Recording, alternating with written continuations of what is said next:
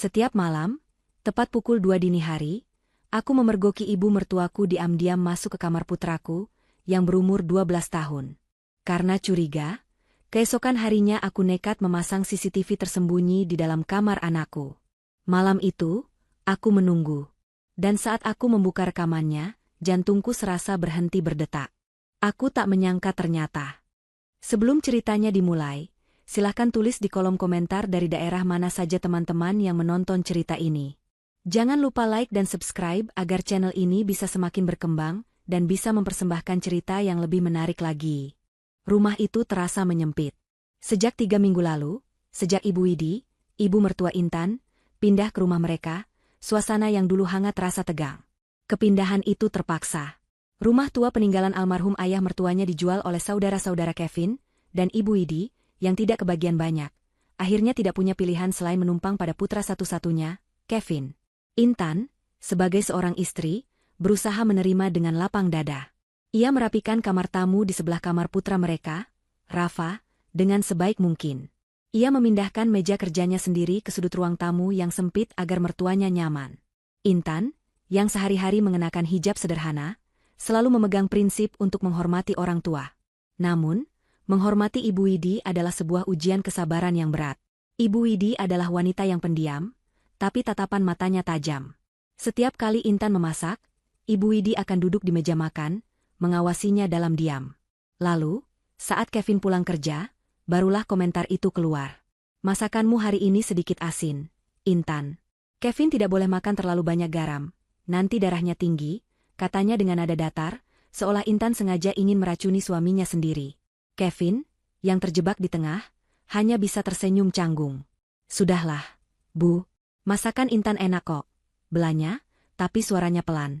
Intan hanya bisa menarik napas panjang di dapur, membetulkan letak bergo instannya yang sedikit miring karena sibuk bergerak, lalu kembali ke meja makan dengan senyum terpaksa. Namun, bukan sikap pasif-agresif itu yang membuat Intan resah. Bukan pula sindiran halusnya tentang cara Intan mengurus rumah. Yang membuat bulu kuduk Intan berdiri adalah sikap aneh Ibu Widi terhadap Rafa, putra mereka yang berusia 12 tahun. Awalnya, Intan pikir itu hanya rasa sayang seorang nenek. Tapi rasa sayang itu terasa ganjil. Ibu Widi sering membelai rambut Rafa, tapi tatapannya kosong. Kadang, saat Rafa sedang asyik bermain game di konsolnya, Intan memergoki Ibu Widi berdiri di ambang pintu kamar, mengawasinya tanpa berkedip. Bukan tatapan bangga, bukan juga tatapan lembut. Itu tatapan yang dingin dan intens. Seolah-olah dia sedang melihat sesuatu yang lain, bukan cucunya. "Rafa, nenek sayang banget sama kamu," bisik Ibu Widi suatu sore, tapi tangannya yang memegang bahu Rafa terasa mencengkeram. Rafa sendiri tampak tidak nyaman. "Nenek aneh, Bu," keluh Rafa suatu malam sebelum tidur. Tadi masa nenek masuk kamar Rafa, terus cuma diam aja lihatin Rafa ganti baju. Rafa kan malu. Jantung Intan berdebar. Dia mencoba menenangkan putranya, berjanji akan bicara pada nenek, tapi dia sendiri mulai merasa ada yang tidak beres. Malam itu, Intan merasakan firasat buruk yang mengganjal di hatinya. Keanehan itu memuncak malam ini. Jam dinding di ruang tengah berdentang pelan 2 kali. Pukul 2 dini hari. Intan terbangun karena tenggorokannya terasa kering. Dia melirik Kevin di sebelahnya, yang sudah tidur pulas dengan dengkuran halus. Pelan-pelan, Intan bangkit dari tempat tidur, berusaha tidak menimbulkan suara. Dia berjalan keluar kamar menuju dapur. Rumah itu gelap dan senyap. Hanya cahaya bulan pucat yang menyelinap masuk dari jendela ruang tamu. Saat melewati koridor, matanya menangkap sesuatu. Pintu kamar Rafa sedikit terbuka. Padahal Intan yakin sekali dia sudah menutupnya rapat setelah Rafa tidur tadi. Hati-hati, Intan mendekat. Dia mendorong pintu itu sedikit lebih lebar. Alisnya bertaut. Di dalam kamar yang remang-remang oleh lampu tidur, Intan melihat sesosok tubuh berdiri kaku di samping tempat tidur Rafa. Itu Ibu Widi. Dia berdiri mematung, menghadap Rafa yang sedang tidur pulas. Dia tidak melakukan apa-apa. Dia hanya berdiri di sana, diam seperti patung. Intan menahan napas. Apa yang dilakukannya? Mau menyelimuti Rafa? Tapi tangannya lurus di sisi tubuhnya. Intan menunggu. 1 menit. 2 menit. Ibu Widi tidak bergerak. Intan ingin memanggilnya, tapi suaranya tercekat. Ada aura dingin yang ganjil di ruangan itu. Tiba-tiba, Intan melihat bahu Ibu Widi mulai bergetar. Pelan, lalu semakin kencang. Seperti orang yang menahan tangis, atau menahan ketakutan. Intan mundur selangkah, bersembunyi di balik dinding koridor, jantungnya berdebar kencang. Dia tidak tahu harus berbuat apa. Beberapa detik kemudian, Ibu Widi berbalik. Gerakannya kaku dan cepat.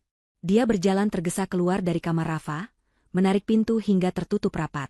Saat itulah Intan melihat wajahnya dengan jelas di bawah cahaya bulan koridor. Wajah Ibu Widi pucat pasi seperti kertas. Matanya terbelalak ngeri, dan bibirnya bergetar hebat. Dia tidak melihat Intan yang bersembunyi. Ibu Widi bersandar di dinding koridor, satu tangannya mencengkeram dada. Keringat dingin membasahi pelipisnya. Lalu, Intan mendengarnya. Sebuah bisikan lirih, penuh kengerian, keluar dari bibir mertuanya yang gemetar. "Jangan, kumohon jangan lagi." Ibu Widi bergumam pada udara kosong. "Pergi, kumohon pergi." Setelah itu, dia bergegas setengah berlari masuk ke kamarnya sendiri, dan menutup pintu dengan suara pelan namun tegas. Intan tetap diam di tempatnya, tubuhnya dingin. Dia tidak mengerti.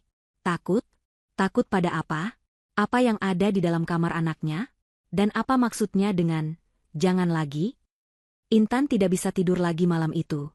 Dia kembali ke kamar dengan pikiran berkecamuk. Dia memandangi Kevin yang tidur damai, tidak menyadari drama mencekam yang baru saja terjadi di luar kamar mereka. Intan ingin membangunkannya, menceritakan semuanya, tapi dia ragu. Kevin pasti akan menganggapnya berlebihan. Kevin selalu membela ibunya, menganggap ibunya rapuh sejak ditinggal wafat suaminya dan kini kehilangan rumah.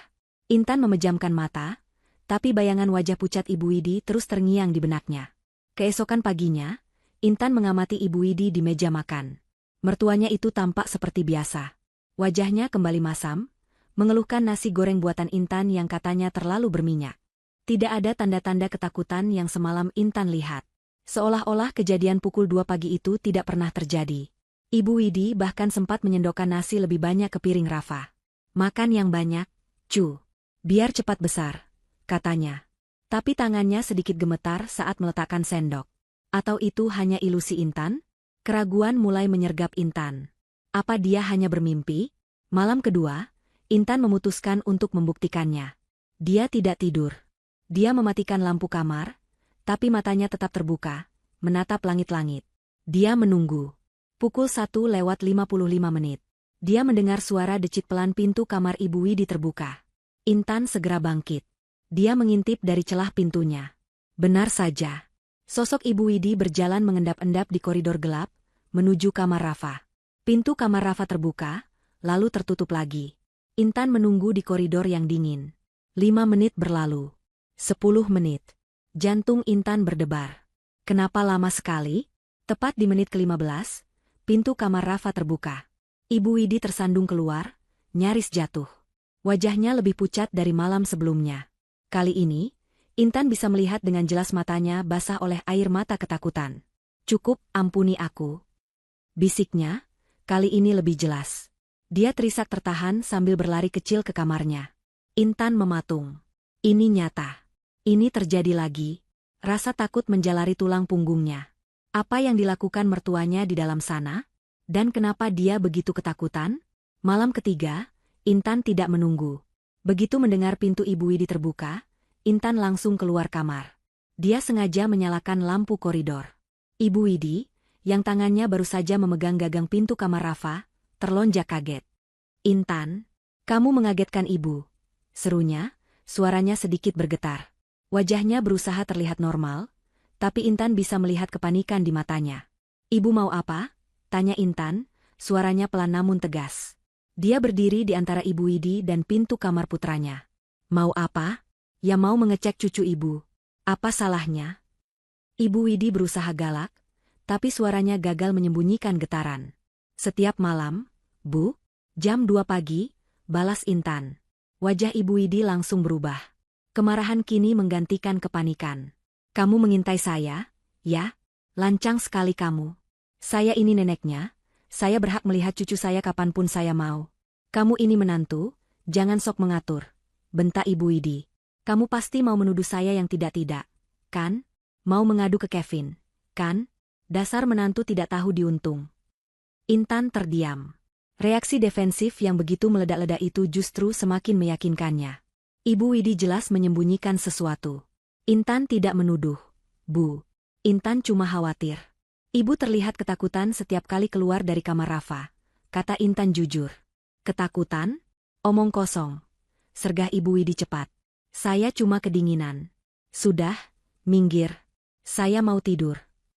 Dia mendorong Intan pelan dan bergegas masuk ke kamarnya, membanting pintu. Malam itu, Intan akhirnya menceritakan semuanya pada Kevin. Dia menceritakan 3 malam berturut-turut, wajah pucat Ibu Widi, bisikan-bisikan aneh, dan kemarahan Ibu Widi saat ditegur. Kevin mendengarkan sambil menghela napas panjang. Sayang, kamu mungkin salah paham, katanya, nada suaranya lelah. Ibu itu lagi stres berat. Kehilangan rumah di usia tua itu pukulan berat. Mungkin dia cuma cemas berlebihan sama Rafa. Mungkin dia kangen almarhum ayah. Kamu tahu kan, ibu pencemas dari dulu. Air mata Intan mulai menggenang. Mas, ini beda. Aku lihat sendiri wajahnya. Dia ketakutan. Dia seperti melihat hantu. Hantu? Kevin tertawa kecil. Ayolah, Intan. Kita hidup di zaman modern. Jangan berpikir yang aneh-aneh. Ibu cuma butuh waktu untuk beradaptasi. Kamu sebagai menantu, cobalah lebih sabar. Jangan dicurigai terus, kasihan ibu. Hati Intan terasa perih. Dia merasa sendirian. Suaminya, pelindungnya, sama sekali tidak memahaminya. Dia lebih memilih membela ibunya daripada mengkhawatirkan kejanggalan di kamar putra mereka sendiri. Mas, aku ini ibunya Rafa, kata Intan lirih, suaranya bergetar menahan tangis. Firasatku tidak enak. Aku juga ayahnya, Tan, balas Kevin, kini nadanya sedikit kesal. Dan aku percaya ibuku tidak mungkin menyakiti cucunya sendiri. Sudahlah, jangan dibesar-besarkan. Kita tidur. Besok aku harus rapat pagi. Kevin membalikkan badan, memunggungi Intan. Itu adalah tanda bahwa diskusi telah selesai. Intan menatap punggung suaminya dengan nanar. Kemarahan, kekecewaan, dan ketakutan bercampur aduk. Dia tidak bisa mengandalkan Kevin. Dia harus mencari tahu sendiri. Jika dia tidak bisa dipercaya, dia akan mencari bukti. Intan berbaring memunggungi Kevin, menarik selimut. Tapi dia tidak tidur. Di balik selimut, di bawah cahaya redup ponselnya, jarinya bergerak cepat di layar. Dia membuka aplikasi belanja online. Dia tidak peduli lagi dianggap berlebihan atau tidak. Dia harus melindungi Rafa. Dia mengetik di kolom pencarian, kamera CCTV mini tersembunyi Wi-Fi. Dia menemukan satu yang sempurna. Berbentuk kepala adaptor pengisi daya ponsel. Satu lagi berbentuk jam meja digital kecil. Tidak akan ada yang curiga. Dia memesan keduanya, ditambah satu kamera kecil seukuran koin yang bisa dia selipkan di rak buku. Dia memilih metode pengiriman paling cepat, yang akan tiba besok pagi saat Kevin sudah berangkat kerja dan Ibu Widi sibuk menonton sinetron di ruang tamu. Dia menekan tombol, bayar. Jantungnya berdebar kencang, bukan karena takut, tapi karena tekad. Aku tidak gila, batinnya, dan aku akan membuktikan apa yang sebenarnya terjadi di kamar anakku. Pagi itu, Intan bagaikan jarum di atas kompas, gelisah dan terus bergerak tanpa arah. Dia sengaja bangun lebih pagi, menyiapkan sarapan, mencuci piring dengan gerakan cepat, semua sambil telinganya awas mendengarkan suara truk pengantar barang. Pukul 10 pagi, saat Kevin sudah berangkat kerja 1 jam yang lalu dan Ibu Widi sedang asyik di depan televisi, menonton acara gosip pagi dengan volume keras, suara bel rumah berbunyi. Jantung Intan meloncat ke tenggorokannya. Dia bergegas ke depan, hampir berlari. Benar saja, seorang kurir menyerahkan sebuah kotak coklat kecil. Dia menandatangani tanda terima dengan tangan sedikit gemetar, lalu buru-buru menyembunyikan kotak itu di balik daster yang sedang dipakainya. Siapa, Tan? Suara Ibu Widi terdengar dari ruang tengah.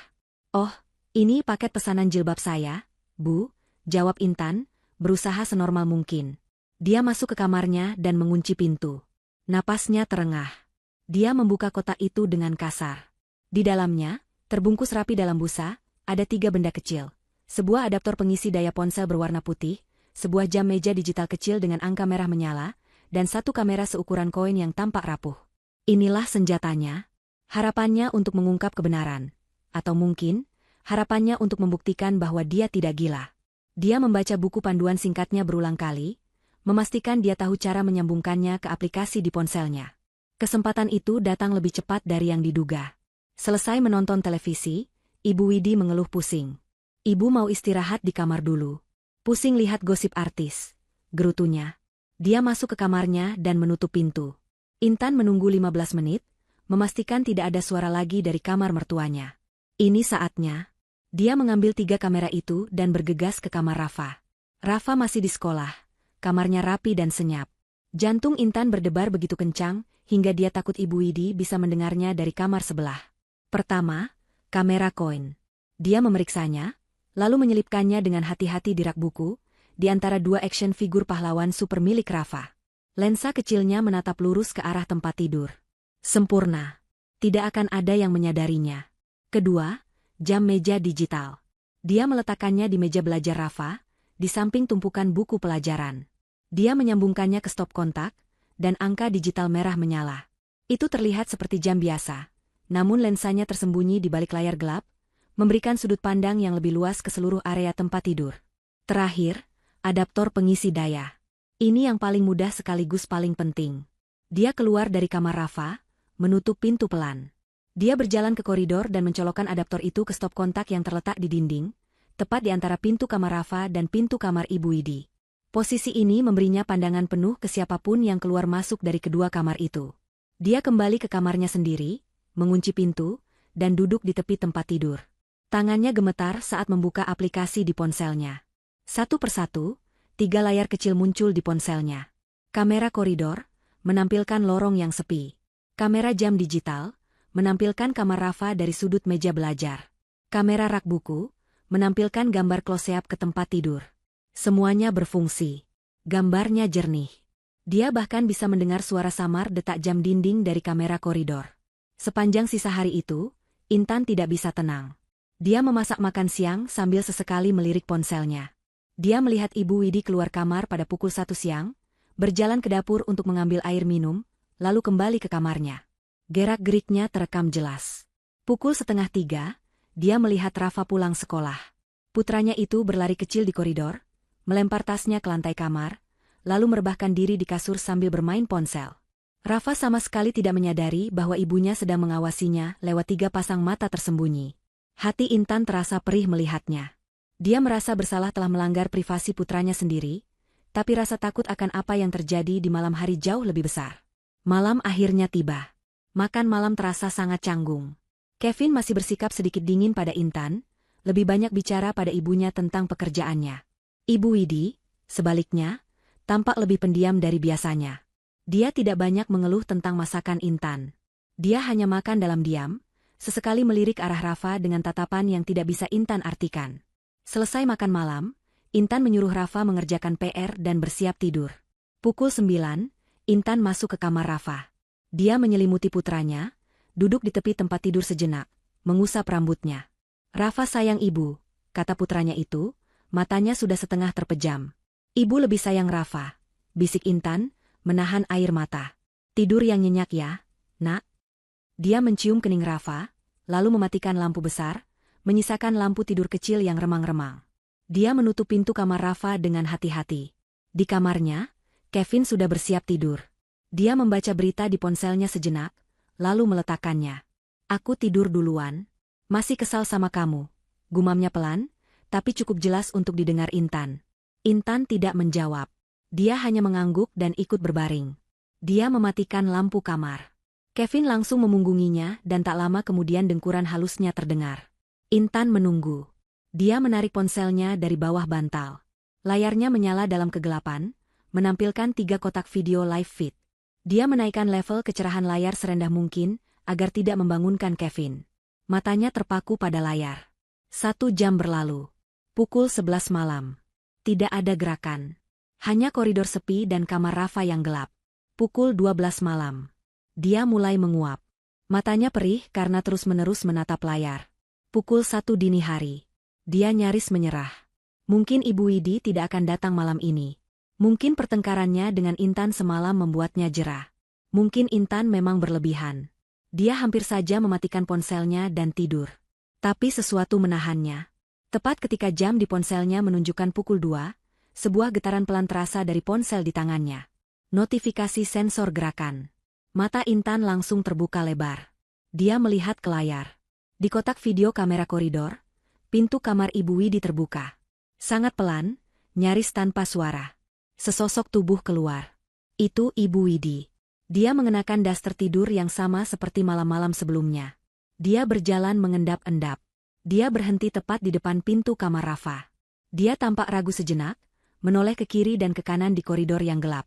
Jantung Intan serasa berhenti berdetak. Lalu, tangan Ibu Widi terulur, memegang gagang pintu kamar Rafa. Pintu itu terbuka.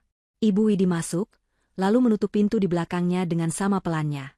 Intan menahan napas. Tangannya gemetar hebat saat dia memperbesar tampilan video dari kamera jam digital. Dia akan melihatnya sekarang.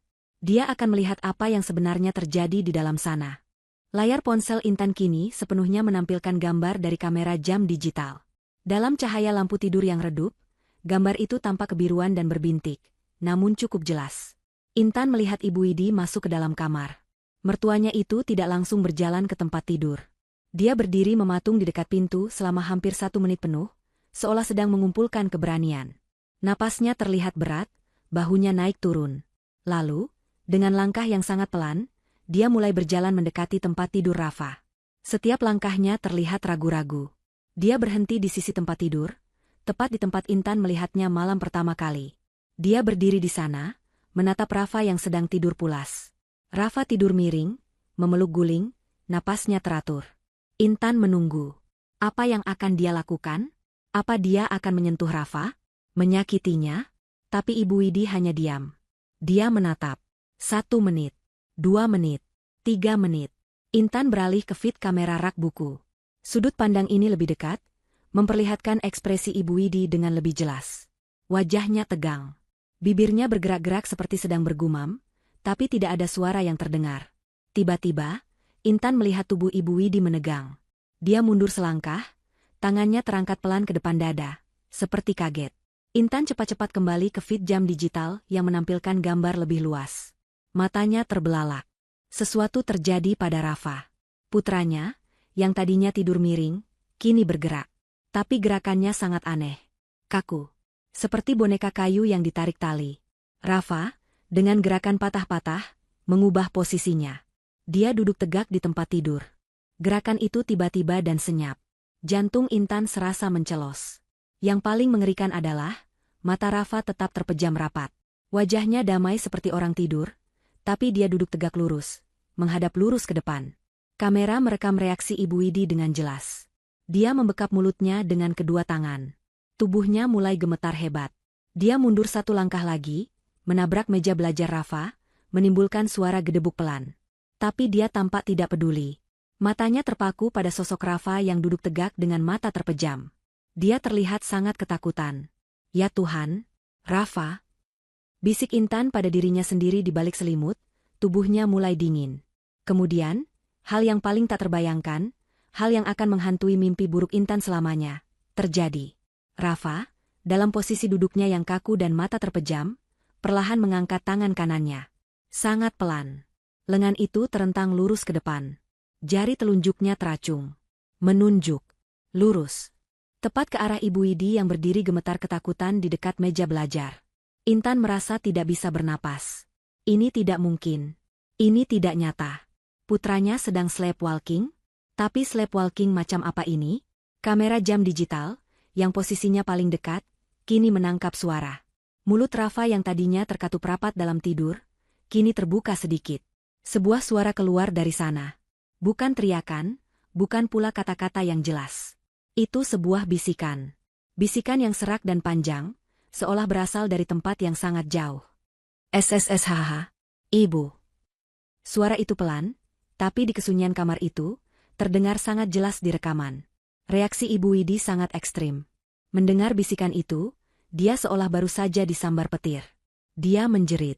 Bukan jeritan keras, tapi jeritan tertahan yang penuh kengerian. Aarg. Suara itu tercekik di tenggorokannya saat dia membekap mulutnya lebih erat. Dia tidak tahan lagi. Dia tidak jatuh, tapi dia menjatuhkan dirinya ke lantai. Tersukur. Dia berlutut, lalu dengan gerakan panik yang menyedihkan, dia mulai merangkak. Merangkak cepat seperti binatang yang ketakutan, menjauhi tempat tidur, menuju pintu. Intan menonton dengan ngeri saat ibu mertuanya itu merangkak, tersandung-sandung selimut yang tadi dibawanya, lalu dengan susah payah meraih gagang pintu. Dia menarik pintu itu terbuka. Kamera koridor menangkap momen berikutnya.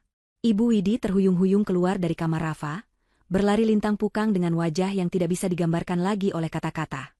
Itu adalah topeng teror murni.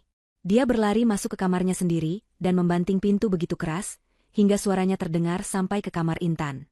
Intan beralih kembali ke kamera di kamar Rafa. Putranya masih di sana. Masih duduk tegak lurus. Tangan kanannya masih terentang, menunjuk ke pintu yang kini sudah tertutup. Dia diam dalam posisi itu selama 5 detik. 10 detik.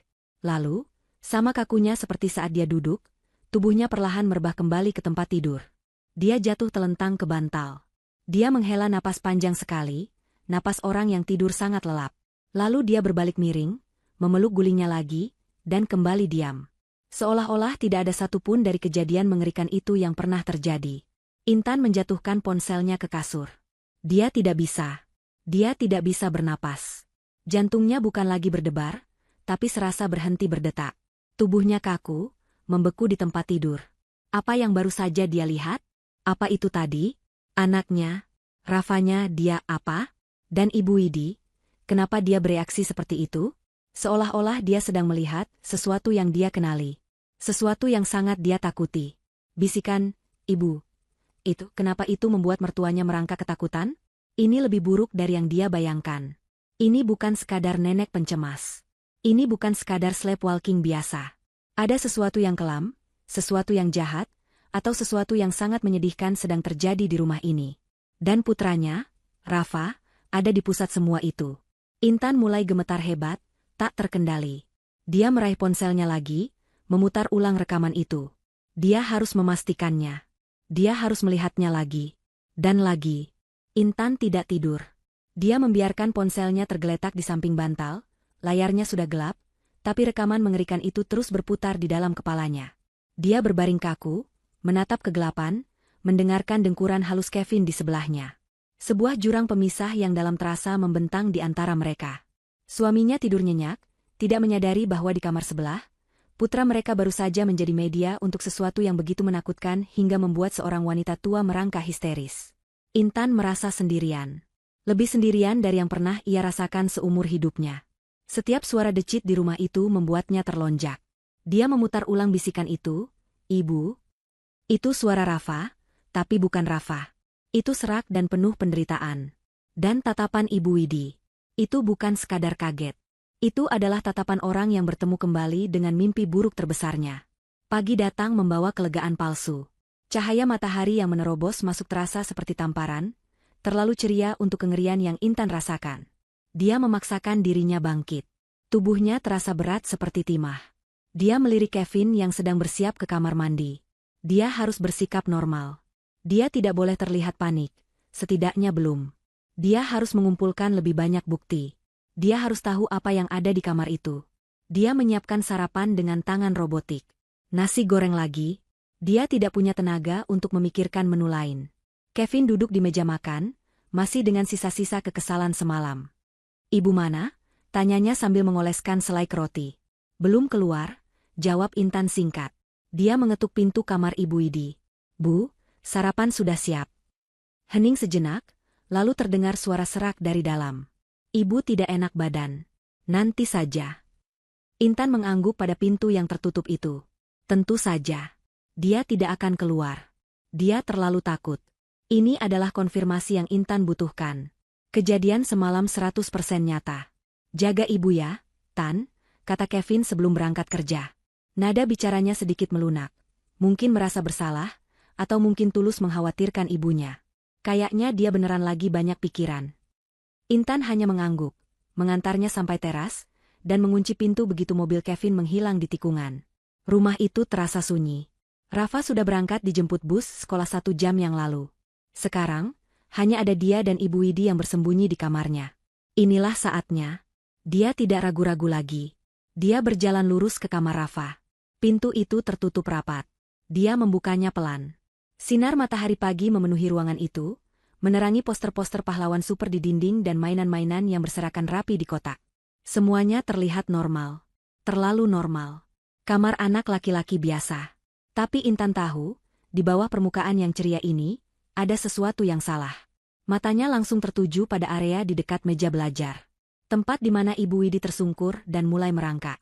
Dia berlutut di lantai keramik yang dingin itu, memeriksa setiap senti. Adakah sesuatu di lantai? Retak? Benda? Tidak ada. Hanya debu tipis. Dia memeriksa meja belajar. Membuka laci-laci. Isinya hanya buku gambar, krayon, dan beberapa komik. Dia melihat ke kolong meja. Kosong. Dia beralih ke rak buku tempat dia menyembunyikan kamera koin. Dia memeriksanya dengan teliti. Tidak ada yang aneh. Frustrasi mulai menjalari dirinya. Apa yang dia cari sebenarnya? Hantu? Dia tidak percaya hantu. Pasti ada penjelasan logis. Sesuatu yang memicu Rafa. Sesuatu yang memicu Ibu Widi. Dia menatap tempat tidur. Tempat tidur Rafa. Pusat dari segalanya. Dia memutuskan untuk bertindak seperti sedang bersih-bersih. Alibi yang sempurna jika tiba-tiba Ibu Widi keluar. Dia mulai mencopoti sprei bergambar mobil balap, sarung bantal, dan sarung guling. Dia menumpuknya di lantai. Dia memeriksa bantal dan guling. Tidak ada. Hanya gumpalan dakron. Dia menatap kasur busa tebal itu. Dia menepuk-nepuknya. Tidak ada yang aneh. Lalu dia memutuskan untuk membersihkan bagian bawahnya. Dia menarik kasur itu. Kasur itu cukup berat. Dia menyeretnya hingga setengah bagian kasur turun ke lantai. Kini, dipan kayu itu terlihat jelas. Itu adalah dipan model lama, terbuat dari kayu jati solid yang berat. Kevin pernah bilang ini adalah tempat tidur masa kecilnya, warisan dari rumah ayahnya yang lama. Ibu Widi bersikeras agar mereka membawa tempat tidur ini saat Rafa berumur 5 tahun, katanya kayunya bagus dan kuat. Intan menatap bilah-bilah kayu di dasar dipan. Dia berjongkok, bersiap menyapu debu di kolongnya. Saat itulah matanya menangkap sesuatu. Di bilah kayu tebal di bagian kepala tempat tidur, ada retakan. Bukan retakan biasa karena kayu tua. Itu lebih mirip celah. Celah di antara sambungan kayu yang terlihat sedikit longgar. Didorong oleh rasa penasaran yang kuat, Intan menekan jarinya ke celah itu. Kayu itu bergeser sedikit. Jantungnya berdebar. Dia menggunakan kedua tangannya, menarik potongan kayu kecil yang ternyata hanya diselipkan, bukan dipaku. Di baliknya, ada rongga kecil yang gelap. Dan di dalam rongga itu, ada sesuatu. Tangannya gemetar. Dia merogoh ke dalam lubang yang sempit dan berdebu itu. Jari-jarinya menyentuh sesuatu yang dingin dan keras. Besi. Dia mencengkeramnya, lalu menariknya keluar. Benda itu tersangkut sejenak. Lalu dengan sekali sentakan, benda itu ada di tangannya. Sebuah kotak timah kecil. Warnanya sudah kusam, hampir hitam di beberapa bagian karena karat dan usia. Bergambar pemandangan desa yang warnanya sudah luntur. Mungkin bekas kotak biskuit atau permen dari puluhan tahun lalu. Intan duduk di lantai, napasnya memburu. Kotak itu terasa dingin di telapak tangannya. Apa ini? Apa yang disembunyikan di dalam tempat tidur ini? Dia mencoba membukanya. Tutupnya macet, menempel erat karena karat. Dia tidak sabar. Dia berlari ke laci meja belajar Rafa, mengambil gunting kecil, dan menggunakannya untuk mencongkel tepi tutup kotak itu. Dengan suara krak yang memekakan di ruangan sunyi itu, tutup kotak itu terbuka. Aroma apak dan kamper yang sudah mati langsung menyeruak. Di dalamnya, di atas lapisan kain bludru merah yang sudah pudar dan berdebu, tergeletak dua benda. Yang pertama adalah sehelai gelang. Bukan gelang mahal. Itu adalah gelang kain yang ditenun dari benang wol berwarna-warni, merah, kuning, dan hijau. Gelang buatan tangan yang terlihat sederhana, seperti yang dibuat anak-anak di sekolah. Di sebelah gelang itu, ada sebuah foto. Foto hitam putih yang sudah menguning di tepinya. Seseorang telah berusaha mewarnainya dengan pensil warna secara manual. Wajah bayi itu diberi warna merah muda canggung, dan topinya diwarnai biru. Foto itu menunjukkan seorang bayi laki-laki, mungkin berumur di bawah 1 tahun. Dia montok, matanya bulat besar, dan dia tersenyum lebar ke arah kamera, memamerkan 2 gigi kecil yang baru tumbuh. Itu bukan foto Kevin. Intan sudah hafal foto-foto bayi suaminya. Ini anak lain. Bayi laki-laki yang sangat lucu, tapi sama sekali tidak dia kenali. Intan mengambil foto itu. Di baliknya, dengan tulisan tangan miring yang sudah pudar, tertulis satu kata, Restu. Restu. Nama yang asing. Siapa Restu? Kenapa fotonya dan gelang kainnya disembunyikan dengan begitu rapat di dalam tempat tidur ini? Tempat tidur yang dulu milik Kevin. Tempat tidur yang sekarang ditempati Rafa. Tempat tidur di mana Ibu Widi? Intan terkesiap. Sebuah kepingan teka-teki yang mengerikan mulai terbentuk di benaknya. Ini bukan kebetulan. Kota ini, bayi ini, dan teror yang dialami Ibu Widi semuanya terhubung. Dan dia memegang kepingan pertamanya. Intan terduduk di lantai kamar Rafa untuk waktu yang lama. Tangannya memegang foto bayi bernama Restu itu. Dia membolak-balik foto itu dan gelang kain. Ini bukan mainan. Ini adalah kenang-kenangan yang sengaja disembunyikan. Disembunyikan oleh siapa? Kemungkinan besar oleh pemilik tempat tidur sebelumnya, Kevin. Tapi Kevin tidak tahu apa-apa. Berarti, Ibu Widi. Ibu Widi yang bersikeras membawa tempat tidur ini ke rumah mereka. Ibu Widi yang kini bertingkah aneh setiap malam di kamar ini. Intan menutup kembali kotak itu. Dia tidak mengembalikannya ke tempat persembunyiannya. Dia menggenggamnya erat, membawanya ke kamarnya. Dia meletakkannya di laci nakas, di bawah tumpukan pakaian dalamnya. Dia juga menyimpan ponselnya di sana. Bukti. Dia punya bukti fisik dan bukti digital. Dia tidak akan membiarkan Kevin menyangkalnya lagi malam ini. Sisa hari itu, Intan berusaha keras untuk bersikap normal. Dia memasak makan siang untuk Ibu Widi dan meletakkannya di nampan di depan pintu kamar mertuanya. "Bu, makan siangnya Intan taruh di depan pintu ya." Terdengar gumaman dari dalam, dan tak lama kemudian nampan itu ditarik masuk. Pukul 2:30, dia menjemput Rafa. Dia memeluk putranya erat-erat di depan gerbang sekolah, lebih erat dari biasanya. "Ibu kangen banget," bisiknya. "Ih, Ibu, lebay. Kan baru ketemu tadi pagi." Rafa tertawa, tapi dia balas memeluk ibunya. Intan menatap wajah polos putranya. Wajah yang sama yang tadi malam terlihat kaku dan menakutkan di rekaman CCTV. Hatinya perih. Dia harus melindungi anak ini, apapun yang terjadi. Malam akhirnya tiba. Kevin pulang kerja dengan wajah lelah. "Ibu masih di kamar?" tanyanya, suaranya terdengar cemas. "Masih, Mas. Cuma keluar ke kamar mandi sekali," jawab Intan datar. Wajah Kevin mengeras. "Ibu beneran sakit ini? Kamu tadi paksa makan, kan?" "Sudah aku taruh makan siang dan makan malam di depan kamarnya." "Sudah dimakan kok," kata Intan. Mereka makan malam hanya bertiga. Suasananya sepi. Rafa berceloteh tentang pertandingan bola di sekolah, tapi Kevin hanya menanggapi dengan gumaman singkat. Pikirannya jelas tertuju pada ibunya. Setelah Rafa selesai makan dan masuk ke kamarnya untuk mengerjakan PR, Intan mengambil napas dalam-dalam. "Inilah saatnya." "Mas," panggilnya. Kevin mendongak dari piringnya. "Kita perlu bicara. Sekarang. Dan kamu gak boleh bilang aku berlebihan. Kamu harus lihat." Kevin menghela napas, bersiap untuk berdebat. "Intan, aku lagi capek banget. Ibu lagi sakit. Bisa nggak kita?" "Nggak bisa," potong Intan, suaranya tajam dan tidak bisa dibantah. Kevin terkejut melihat tatapan mata istrinya. Itu bukan tatapan mengeluh, itu tatapan baja. "Duduk." Intan berjalan ke kamar mereka, mengambil ponsel dan kotak timah berkarat itu. Dia kembali ke meja makan dan meletakkan kedua benda itu di depan Kevin. "Apa ini?" tanya Kevin, alisnya bertaut melihat kotak tua itu. "Aku temukan ini tadi pagi," kata Intan. "Di mana?" "Di dalam rangka dipan tempat tidur Rafa. Tersembunyi." Mata Kevin melebar. Dia mengambil kotak itu, memutarnya, lalu membukanya.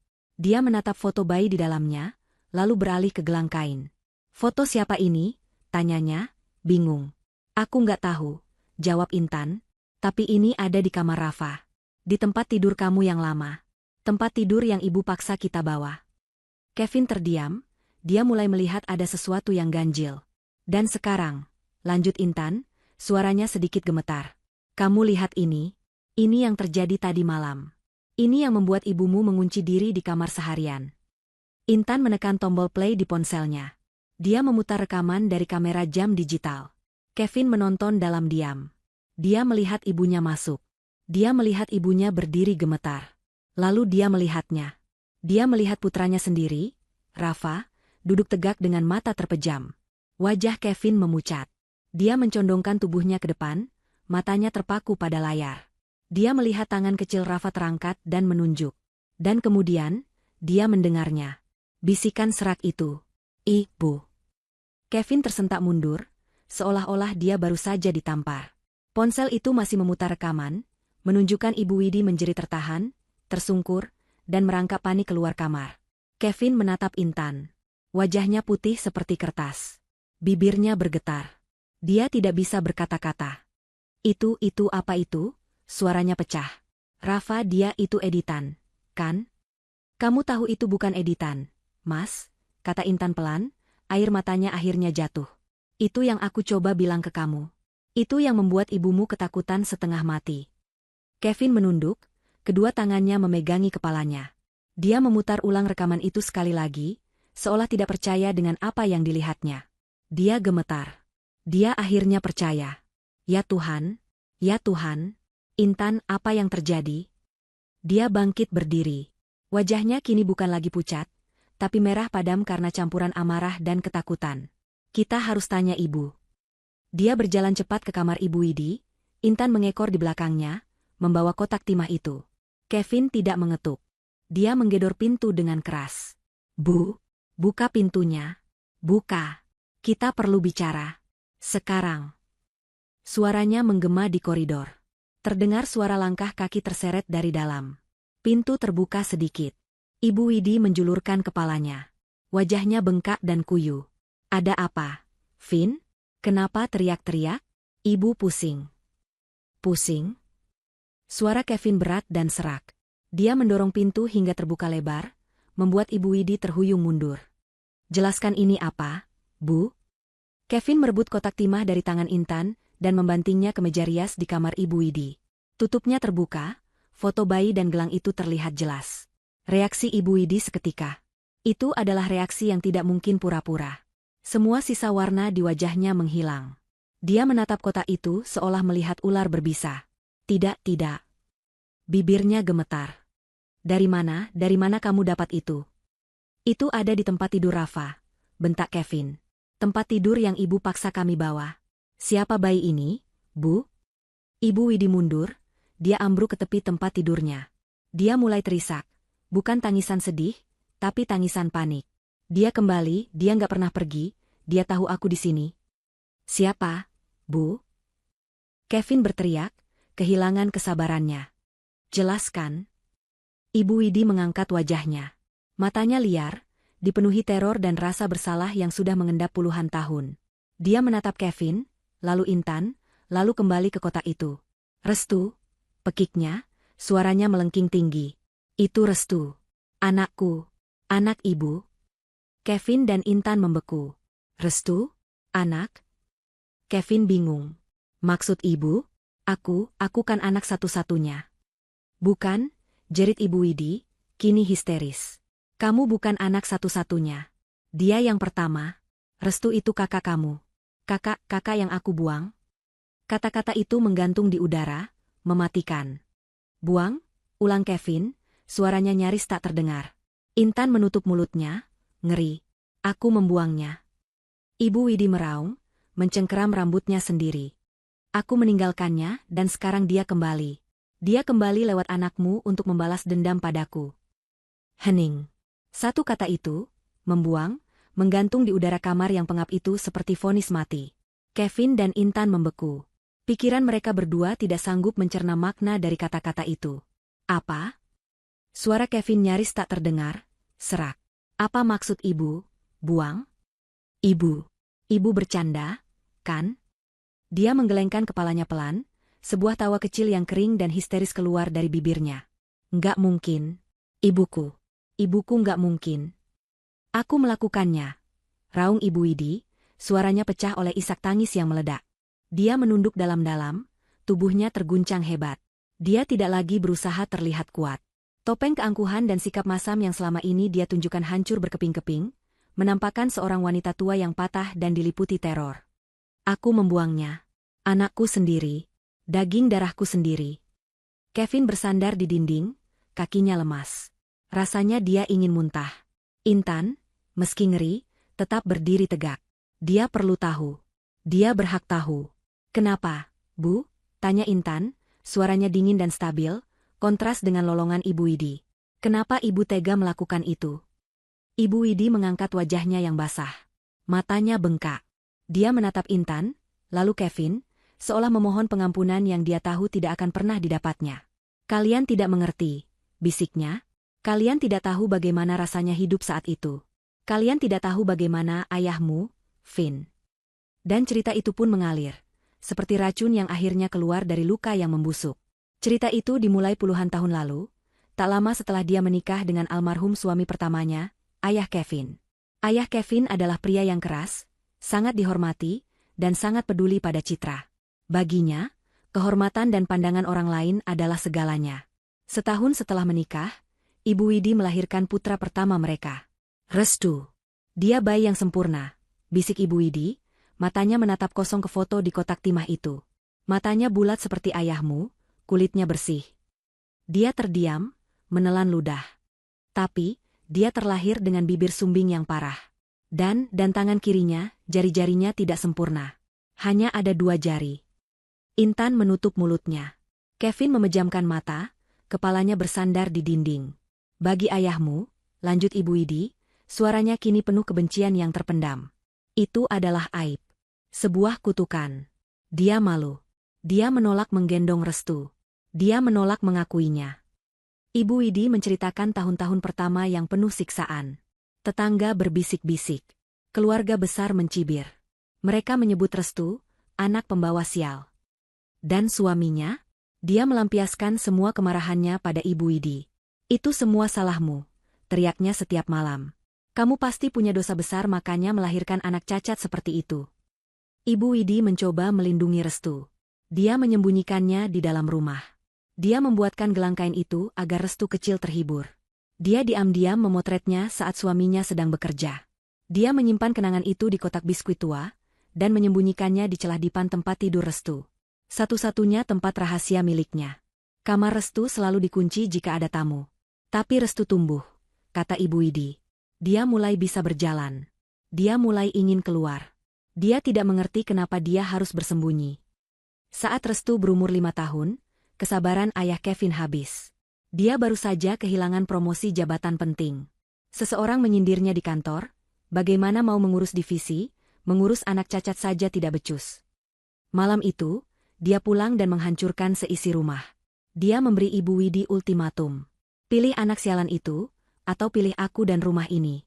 Kalau besok pagi aku masih melihat dia di sini, aku akan bawa dia ke hutan dan aku tinggalkan di sana. Ibu Widi ketakutan. Dia takut pada suaminya. Dia takut hidup di jalanan. Dia takut pada kemiskinan. Dan, bagian terburuknya, sepotong kecil dari dirinya juga merasa malu. Dia ingin hidup normal. Dia ingin punya anak yang bisa dia pamerkan. Aku memilih suamiku. Akunya, suaranya kini tak lebih dari desisan. Keesokan paginya, dia membangunkan Restu sebelum subuh. Dia bilang mereka akan pergi jalan-jalan ke tempat yang bagus. Restu kecil sangat senang. Dia belum pernah keluar rumah sejauh itu. Ibu Widi memakaikannya baju terbaik, menggendongnya, dan naik bus antar kota. Dia pergi ke sebuah panti asuhan di kota sebelah. Tapi panti itu menolakku, isaknya. Mereka bilang Restu cacat, butuh perawatan khusus. Mereka bilang administrasinya rumit. Mereka bertanya siapa ayahnya, kenapa ibunya mau membuangnya. Mereka menatapku seolah aku ini monster.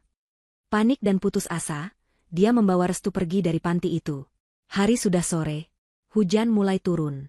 Dia tidak tahu harus kemana lagi. Dia tidak mungkin membawa Restu kembali ke rumah.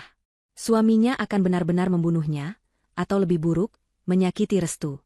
Dia berakhir di terminal bus. Terminal yang ramai, bising, dan kotor. Orang-orang berlarian tidak peduli. Dia membelikan Restu permen kapas. Restu memakannya dengan gembira, bibir kecilnya yang tidak sempurna belepotan gula. Dia mendudukan Restu di salah satu bangku tunggu yang dingin, di bawah lampu neon yang berkedip-kedip. Tunggu di sini sebentar ya, sayang, katanya, suaranya gemetar. Ibu mau ke toilet dulu. Jangan kemana-mana. Pegang permennya erat-erat. Ibu Widi terdiam. Air matanya sudah kering, menyisakan jejak putus asa di wajah tuanya. Restu. Restu memegang tanganku. Bisiknya, menatap tangannya sendiri yang kini keriput. Dia bilang, ibu jangan lama-lama. Restu takut gelap. Aku mengangguk. Aku bilang, iya, sayang. Ibu sebentar saja. Lalu, lanjutnya, aku berdiri. Aku berbalik badan. Aku berjalan pelan, lalu lebih cepat, lalu aku berlari menembus kerumunan. Aku tidak berani menoleh ke belakang. Aku mendengar dia memanggil, ibu, ibu, tapi aku terus berlari. Aku naik ke bus pertama yang kutemukan, bus yang kembali ke kotaku. Dan aku tidak pernah menoleh ke belakang lagi. Keheningan di kamar itu terasa memekakan. Intan menatap mertuanya dengan pandangan jijik. Ini bukan hanya kelemahan. Ini adalah kekejaman murni. Kevin, di sisi lain, terlihat hancur. Dia menatap ibunya, wanita yang selama ini dia hormati, yang selalu dia bela. Dia bukan lagi melihat ibunya. Dia melihat seorang monster. Jadi, ayah dan ibu. Kevin terbata-bata. Kalian berdua, membuang seorang anak laki-laki berumur 5 tahun di terminal bus di tengah malam, hanya karena dia cacat. Ibu Widi tidak menjawab. Dia hanya menunduk dan terisak. Aku kembali ke rumah, gumamnya. Ayahmu senang. Dia memelukku. Dia bilang kita akan memulai hidup baru. Setahun kemudian, aku hamil lagi. Dan lahirlah kamu, Vin. Sempurna. Normal. Ayahmu sangat bangga. Kamar Restu dikunci, dijadikan gudang. Tempat tidurnya tetap di sana, bersama kotak timah rahasia yang tidak berani Ibu Widi ambil. Aku kira setelah puluhan tahun, setelah ayahmu meninggal, setelah aku bertobat dosaku sudah selesai. Aku kira dia sudah mati. Aku kira dia sudah tenang. Raungnya tiba-tiba, menatap liar ke arah pintu, ke arah kamar Rafa. Tapi aku salah. Dia tidak mati. Dia kembali. Dia tidak pernah pergi. Dia ada di kamar itu, dan dia datang untuk mengambilku. Pengakuan mengerikan itu menyisakan kehampaan yang dingin di dalam ruangan. Kevin terduduk lemas di lantai, bersandar di lemari pakaian ibunya. Dia menatap ibunya dengan tatapan kosong. Wanita yang melahirkannya, yang memasak untuknya, yang dia bela mati-matian di depan istrinya, adalah seorang wanita yang telah membuang kakaknya sendiri di terminal bus. Pria yang dia hormati sebagai ayah, yang fotonya tergantung gagah di ruang tamu, adalah seorang pria kejam yang memprakarsai semua ini. Dunianya, pondasi hidupnya, runtuh dalam hitungan menit. Ibu Widi masih terisak di tepi tempat tidur, tapi kini tangisannya lebih pelan. Itu adalah tangisan putus asa seseorang yang rahasia terkelamnya telah terbongkar. Hanya Intan yang otaknya masih bekerja. Di tengah kengerian itu, pikirannya berputar cepat, menyusun kepingan-kepingan puzzle yang menyakitkan. Dia menatap Kevin yang masih syok, lalu ke Ibu Widi yang ketakutan. Mas, panggil Intan pelan. Kevin tidak merespon. Mas Kevin, panggil Intan lagi, lebih tegas. Kevin mendongak pelan, matanya merah dan bingung. Tempat tidur itu, kata Intan, suaranya tajam. Kenapa ibu bersikeras membawanya dari rumah lama? Kenapa tempat tidur itu begitu penting? Kevin mengerutkan kening, mencoba berpikir menembus kabut kengeriannya. Aku tidak tahu, gumamnya. Ibu bilang, itu kayu jati asli. Sayang kalau dibuang. Itu. Dia tiba-tiba terdiam. Sebuah ingatan samar muncul. Itu, tempat tidur dari kamar yang dikunci. Dulu di rumah ayah, ada kamar di sebelah kamarku yang selalu dikunci. Ayah bilang itu gudang. Tapi, aku pernah mengintip lewat lubang kunci. Tapi aku bisa melihat, ada tempat tidur itu di sana. Itu kamar Restu, bisik Ibu Widi, membenarkan. Sebelum aku membawanya pergi, dia tidur di sana. Dia menatap kotak timah di meja rias. Setelah dia pergi, suamimu mengunci kamar itu rapat-rapat. Dia melarangku masuk. Tapi aku tidak sanggup membuang kotak itu. Satu-satunya kenanganku tentang dia. Sebelum kamar itu dikunci selamanya, aku menyembunyikannya di dalam rangka dipan. Satu-satunya rahasiaku. Wajahnya kini terlihat sangat tua dan lelah. Saat suamimu meninggal dan rumah itu harus dijual, aku tidak bisa. Aku tidak bisa meninggalkan satu-satunya bukti bahwa Restu pernah ada. Aku tidak rela. Aku memaksa kalian membawanya. Aku bilang itu warisan berharga. Padahal, itu hanya warisan dosaku. Intan mengangguk pelan. Semuanya mulai masuk akal. Tempat tidur itu adalah peninggalan Restu. Kotak itu adalah peninggalan Restu. Dan kini, tempat tidur itu ditempati oleh Rafa. Jadi, kata Intan pelan, lebih pada dirinya sendiri. Ini bukan hantu. Ini bukan arwah. Ibu Widi mendongak, matanya yang bengkak menatap Intan dengan bingung. Apa maksudmu? Kamu lihat sendiri rekamannya. Dia duduk. Dia menunjukku. Rafa itu sleepwalking, Bu, kata Intan tegas. Dia berjalan dalam tidur. Dia tidak sadar dengan apa yang dia lakukan. Kadang anak-anak memang begitu. Tapi kenapa? Potong Kevin, suaranya serak. Dia mulai bangkit, berpegangan pada meja. Kenapa dia menunjuk? Kenapa dia duduk tegak seperti itu? Dan bisikan itu, "Ibu." "Karena ibu," jawab Intan, kini menatap lurus ke mata mertuanya. "Karena ibu ada di sana. Ini bukan arwah restu yang merasuki Rafa, Bu. Ini ibu. Ini rasa bersalah ibu sendiri yang begitu besar, yang ibu bawa ke rumah ini. Ibu masuk ke kamar itu setiap malam, kamar yang ibu tahu adalah milik anak yang ibu buang. Ibu berdiri di samping tempat tidurnya. Ibu yang melihat restu di dalam diri Rafa. Energi negatif ibu, rasa takut ibu, ketegangan ibu, mungkin itu yang memicu Rafa. Anak-anak sangat peka." "Omong kosong," bentak Ibu Widi, sisa-sisa kegarangannya muncul. "Aku dengar sendiri. Aku dengar dia berbisik padaku. Dia tidak hanya bilang, 'Ibu.' Dia bilang, 'Ibu dingin. Ibu, kenapa tinggalkan aku?' Dia mengatakannya. Setiap malam. Dia menyiksaku." Intan menggelengkan kepalanya. "Aku memutar rekamannya berulang kali, Bu. Dengan volume paling keras. Rafa hanya berbisik, 'Ibu.' Hanya itu. Sangat pelan, seperti orang mengigau." Intan melangkah lebih dekat. Rafa hanya bergumam, "Ibu," dalam tidurnya. Tapi pikiran ibulah, rasa bersalah ibulah yang mendengar sisanya. Ibulah yang melengkapi kalimat itu.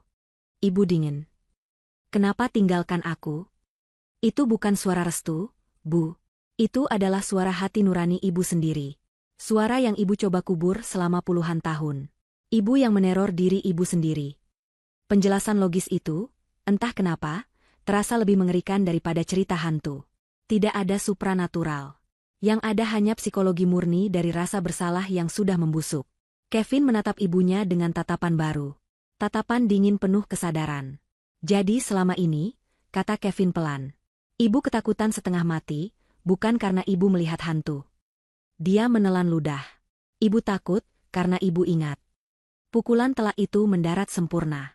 Tangisan Ibu Widi berhenti seketika. Penyangkalannya sirna. Yang tersisa di wajahnya kini adalah ketakutan yang baru dan lebih nyata. Ketakutan akan konsekuensi di dunia nyata. Dia tidak lagi takut pada arwah. Dia takut pada dua orang yang berdiri di depannya. Dia takut pada putranya.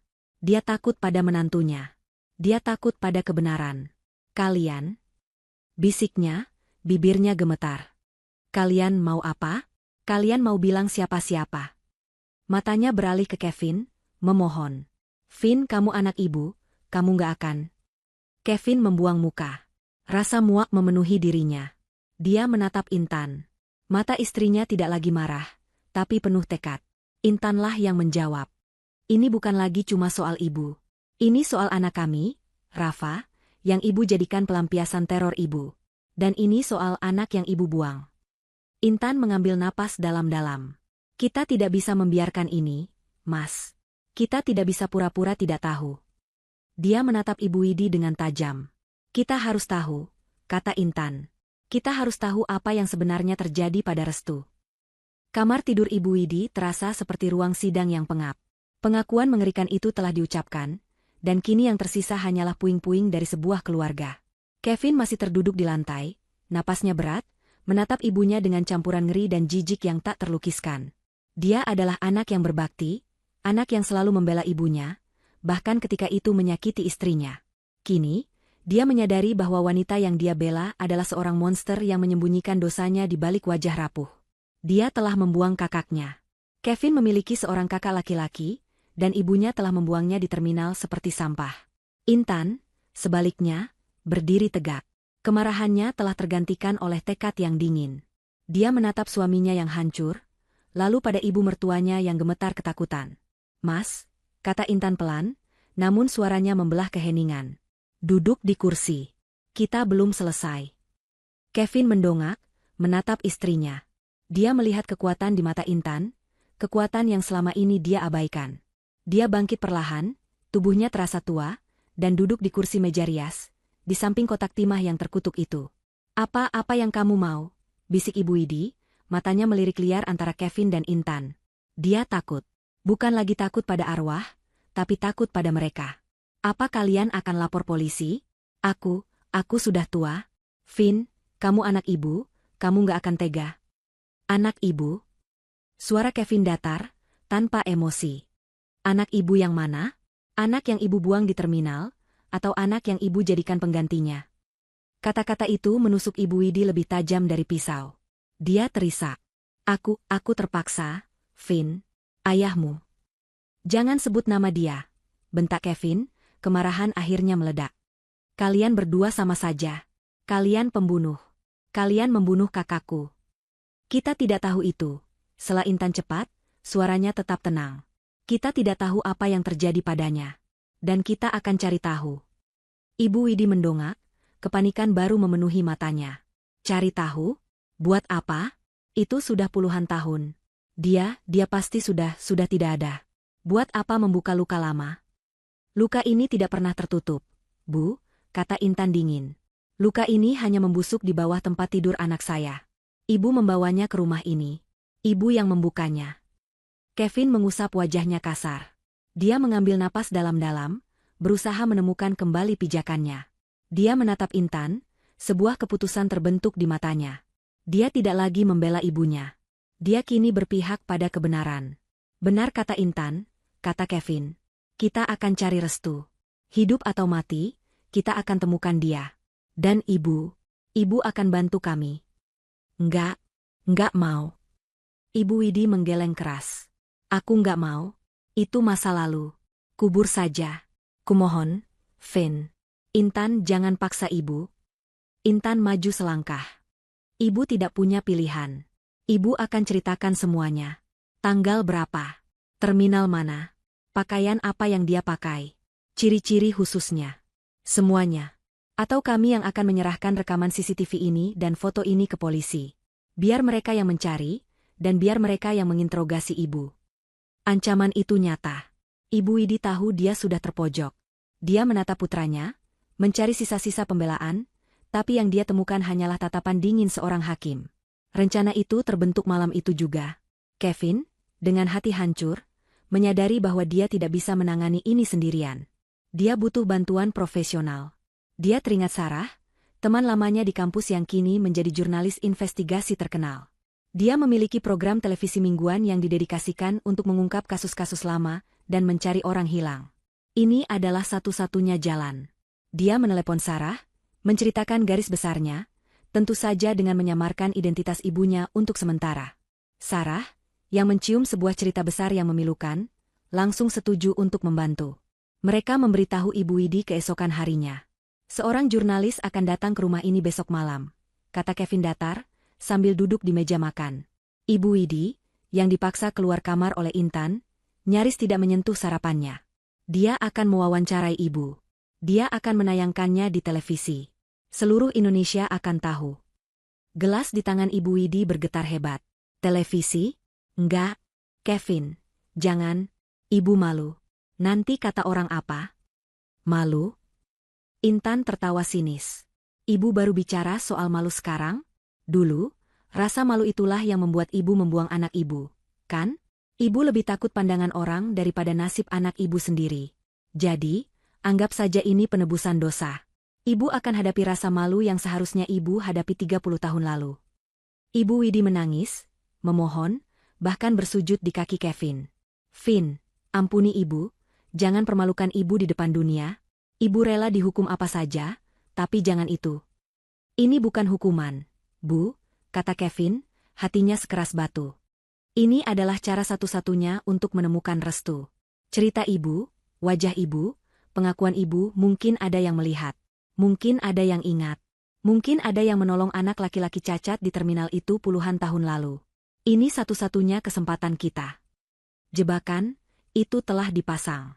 Bukan jebakan fisik, tapi jebakan psikologis yang sempurna. Ibu Widi kini terjebak di antara dua pilihan. Mengakui dosanya di depan kamera dan menanggung malu di depan jutaan orang, atau menolak dan membiarkan putranya sendiri menyeretnya ke kantor polisi. Keduanya adalah mimpi buruk. Tapi dia tahu, Kevin dan Intan tidak main-main. Malam berikutnya, rumah itu terasa tegang. Sarah, sang jurnalis, tiba tepat pukul 7 malam. Dia datang bersama satu juru kamera. Sarah adalah wanita yang cerdas, tatapannya tajam namun penuh empati. Intan dan Kevin menyambutnya di ruang tamu. Rafa sudah mereka titipkan menginap di rumah teman, beralasan rumah sedang ada perbaikan. Ibu Widi mengunci diri di kamarnya. "Biar saya yang panggil," kata Kevin. Dia mengetuk pintu kamar ibunya. "Bu, sudah waktunya." Tidak ada jawaban. "Bu, jangan paksa saya mendobrak pintu." Pintu terbuka pelan. Ibu Widi keluar dengan wajah pucat, rambutnya acak-acakan.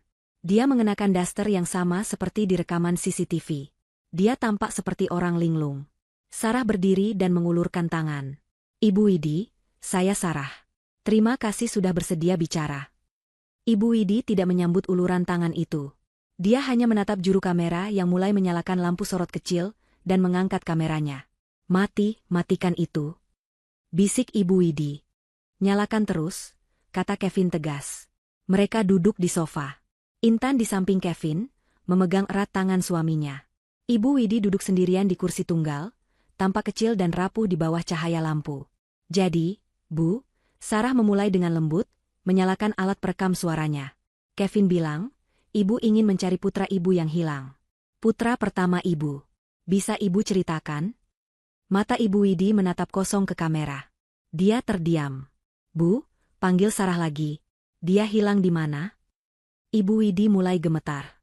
Ini dia. Momen yang paling dia takuti seumur hidupnya. Semua mata tertuju padanya. Kamera merekam setiap getaran di bibirnya, setiap tetes keringat di pelipisnya. Rasa malu itu, rasa takut dihakimi itu, begitu besar, begitu menyesakkan. "Saya," bisiknya. "Saya tidak." "Ceritakan, Bu," desak Kevin, suaranya dingin. "Ceritakan apa yang ibu lakukan pada Restu." Tekanan itu terlalu berat. Pertahanannya hancur. Dia tidak bisa melawannya lagi. Dia tidak bisa lari dari kamera, dari putranya, dari istrinya, atau dari dosanya. Ibu Widi ambruk. Dia menelungkupkan wajahnya di lutut dan meraung sejadi-jadinya. Itu bukan tangisan sedih. Itu adalah lolongan penderitaan murni, pengakuan kekalahan total. "Saya membuangnya," jeritnya di antara isak tangis yang memilukan. "Saya membuang anak saya sendiri." Sarah dan juru kameranya saling pandang, terkejut oleh pengakuan blak-blakan itu. Kamera terus merekam. Selama 1 jam berikutnya, Ibu Widi menceritakan semuanya. Dia tidak lagi peduli pada rasa malu. Dia hanya ingin semuanya keluar. Dia menceritakan tentang bibir sumbing dan jari-jari Restu. Dia menceritakan kekejaman suaminya. Dia menceritakan penolakan panti asuhan. Dan dia menceritakan momen terakhir di terminal. Namanya Terminal Guntur, tanggal 14 Agustus tahun 1988. Isaknya. Dia pakai baju monyet warna biru dan sandal jepit kuning. Dia bawa permen kapas. Saya bilang saya mau ke toilet. Saya meninggalkannya. Saya lari. Dia memanggil saya. "Ibu dingin." "Ibu, kenapa tinggalkan aku?" Intan dan Kevin tertegun. Jadi, itu bukan imajinasi Ibu Widi. Itu adalah kata-kata terakhir yang Restu ucapkan padanya. Kata-kata yang menghantuinya selama 30 tahun. Kata-kata yang dia dengar kembali melalui gumaman tidur Rafa. Kamera menangkap semuanya. Pengakuan penuh, detail, tanggal, dan lokasi. Jebakan itu berhasil. Sarah mendapatkan ceritanya, dan yang lebih penting, Intan dan Kevin mendapatkan petunjuk pertama mereka untuk mencari Restu. 2 minggu setelah malam pengakuan yang memilukan itu, episode program investigasi Sarah ditayangkan. Cerita itu menggegerkan publik. Sarah mengemasnya dengan sangat kuat, berjudul, "Dosa yang Tersembunyi di Bawah Tempat Tidur." Mereka menyamarkan wajah Ibu Widi dan mengubah suaranya. Tapi detail ceritanya, anak cacat yang dibuang di terminal oleh ibunya sendiri karena malu, membuat seluruh negeri marah sekaligus terharu. Telepon di stasiun televisi berdering tanpa henti. Banyak yang mengutuk perbuatan sang ibu, tapi lebih banyak lagi yang bersimpati pada nasib Restu. Bagi Ibu Widi, itu adalah akhir dari segalanya.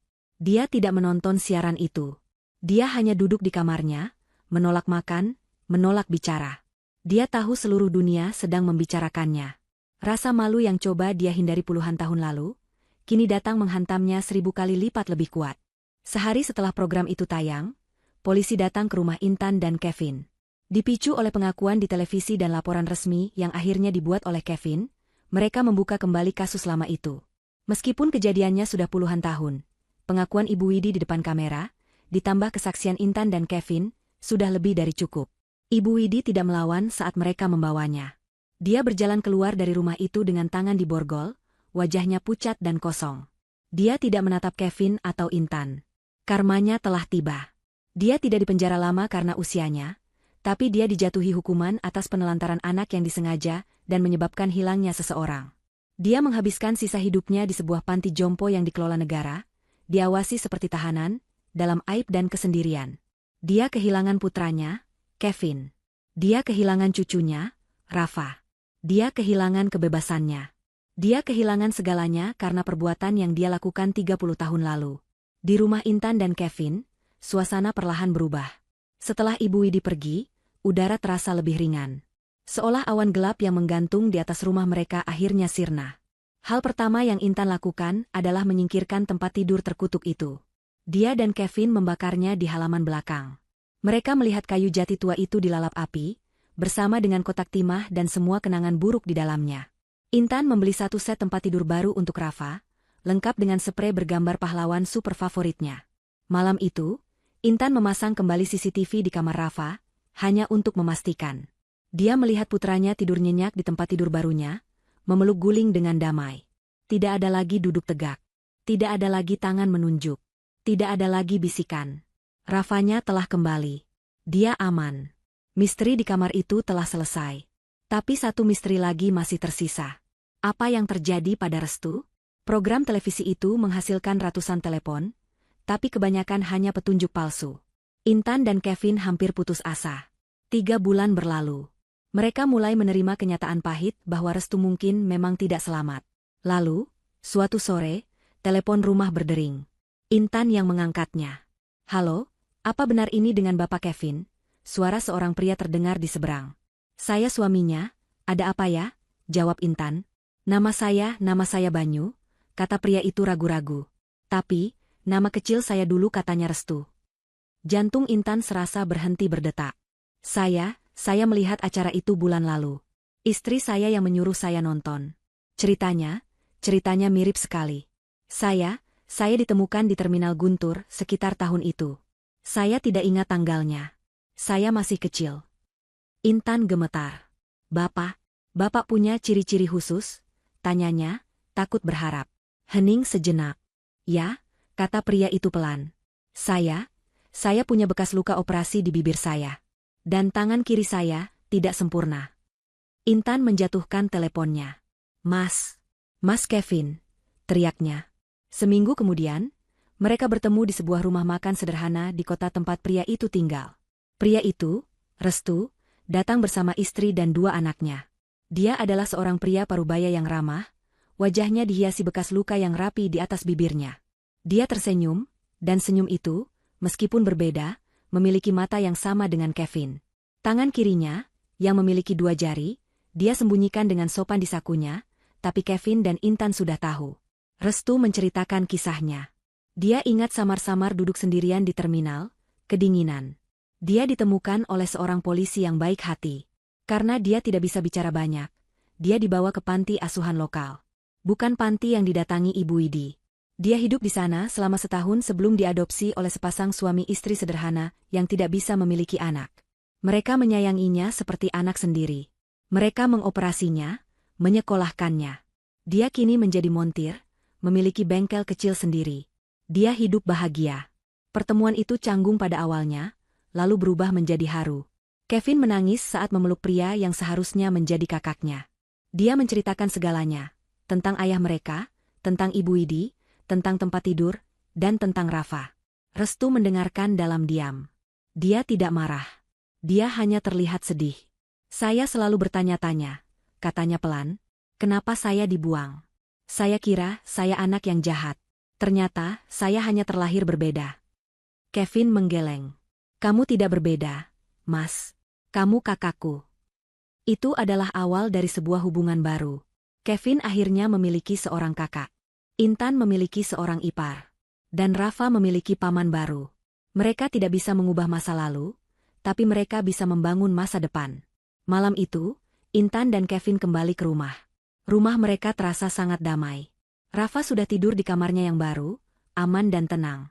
Intan berdiri di koridor, menatap pintu kamar putranya yang tertutup rapat. Dia tersenyum. Dia teringat betapa takutnya dia beberapa bulan lalu.